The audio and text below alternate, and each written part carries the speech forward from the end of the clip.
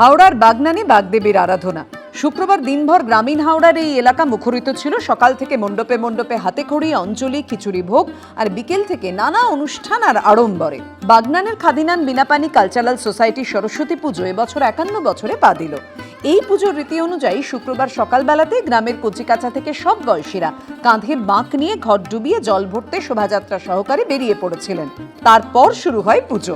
মণ্ডপে ছোটদের হাতেখড়ি, ছোট বড় সকলের পুষ্পাঞ্জলি এবং পুজোর পরে সকলের মধ্যে প্রসাদ বিতরণ এই পুজোর অন্যতম আকর্ষণ।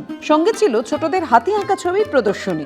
এছাড়াও পুজোর দিন সন্ধেবেলা ছোট বড় সকলের জন্য অনুষ্ঠান, যেখানে ক্লাবের সদস্যরা অংশগ্রহণ করেন। মণ্ডপ থেকে শুরু করে নৈবেদ্য সাজানো, আলপনা দেয়া সবই করেন ক্লাবের মহিলা সদস্যরা। পুজো চলে 3 দিন ধরে। এটা আমাদের 51তম বর্ষ। আমরা অত্যন্ত আনন্দিত হয়ে 1 মাস আগে থেকে আমাদের রিহার্সাল চলে। আমরা অনেক সাংস্কৃতিক অনুষ্ঠান করি, আমরা নাটক করি এবং এই টাইমটাতেই আমরা সবাই একসাথে একত্রিত হয়ে অনেক রকম কালচারাল থিংস করি। সকাল থেকে কি হলো আজকে? সকাল থেকে পুষ্পাঞ্জলি হলো, অনেক বাচ্চারা ছোট ছোট বাচ্চারা হাতে খড়ি দিল, তারপরে কত বাচ্চারা শাড়ি পরে এসেছে, সবাই একসাথে জড়িত হয়ে কত গল্প, নানান রকম আলোচনা। এটা একটা খুব ভালো লাগছে, পরিবেশটা খুব সুন্দর হয়েছে। খাওয়া দাওয়ার ব্যবস্থাও আছে। এইটার জন্যই আমরা 1 বছর ধরে অপেক্ষা করে থাকি। 1 বছরের আমাদের সাধনা বলতে পারেন। তো আমরা সবাই একসাথে জোট হয়ে এই প্রোগ্রামটা আমাদের। প্রতি বছরের মতোই এবছরও একদমই ঘর ডোবানো থেকে ছোট ছোট শিশুদের মাধ্যমে ওরা একটা বাঁক নিয়ে যাওয়া থেকে ঘর ডোবানো, তারপর তো আছেই পুজো, অঞ্জলি, তারপর ভোগ প্রসাদ বিতরণ হয়। তো এরপরে সান্ধ্যকালীন অনুষ্ঠান আছে। এভাবেই আমাদের 2-3 দিন কেটে যায়।